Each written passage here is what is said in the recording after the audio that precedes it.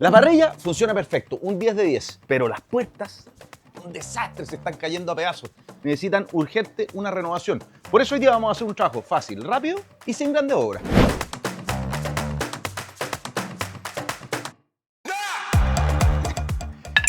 La estructura metálica está súper buena, así que la vamos a aprovechar. Vamos a terminar de sacar toda la madera, le vamos a dar una manito de gato a los perfiles y después, por detrás de cada marco, vamos a poner un terciado ranurado, que es más fácil de instalar. Visualmente se ven como si fueran tablas individuales, pero con la ventaja de que no tenemos que fijar una por una. Los agujeros que quedaron de los tornillos los vamos a retapar con masilla, que se aplica con espátula y varias capas delgadas.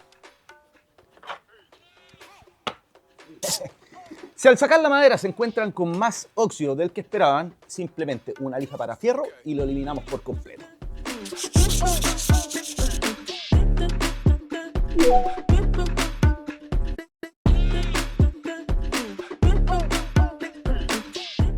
Se mezclan 50 gramos de masilla con 1 gramo de endurecedor. Se junta todo para que quede una pasta homogénea que solo va a endurecer en 30 minutos.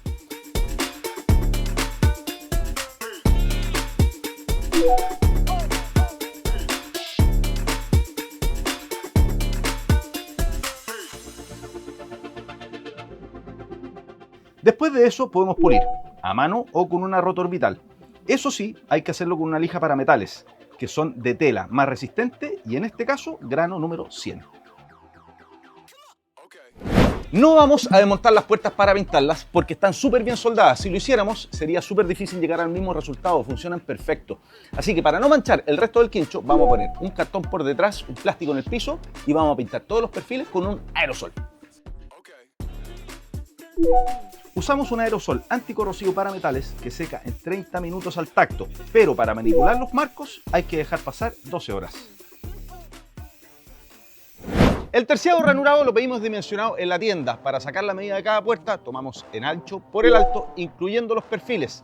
En este caso son 7 puertas. Para poder botar las astillas de los cantos vamos a ocupar una lija número 120, que es el número perfecto para no desgastar mucho la madera.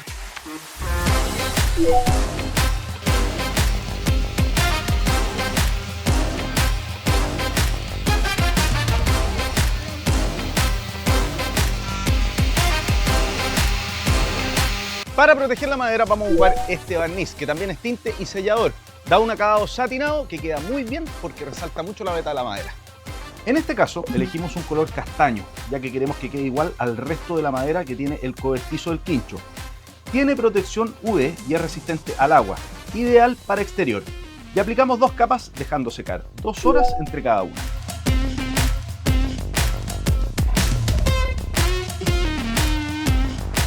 Cuando ya esté listo el terciado, lo vamos a fijar a la parte de atrás de los perfiles. Para eso vamos a ocupar tornillos punta broca que nos ayudan a perforar el fierro. Pondremos un tornillo en cada esquina y los siguientes cada 20 centímetros. Son tornillos cabeza lenteja de solo 3/4 de pulgada para que no sobresalgan. El terciado ranurado lo pueden poner de forma vertical o horizontal como está originalmente. En este caso lo pusimos de forma vertical para marcar más la diferencia. Ahora el toque final, nos toca poner los pestillos. Muchas veces cambiando solamente este elemento se logra renovar por completo el aspecto de un mueble. Va a 50 centímetros del piso y pusimos un suple de madera para que quede a plomo con el perfil de fierro.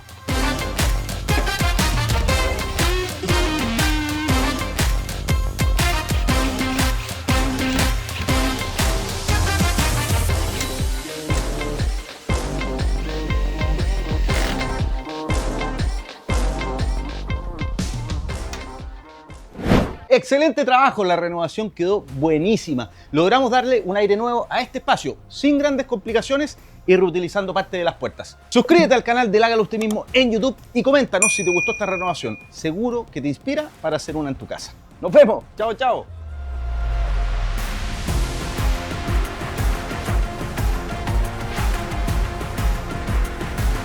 Todo esto lo puedes encontrar en tienda Sodimac, nuestra app y en sodimac.com.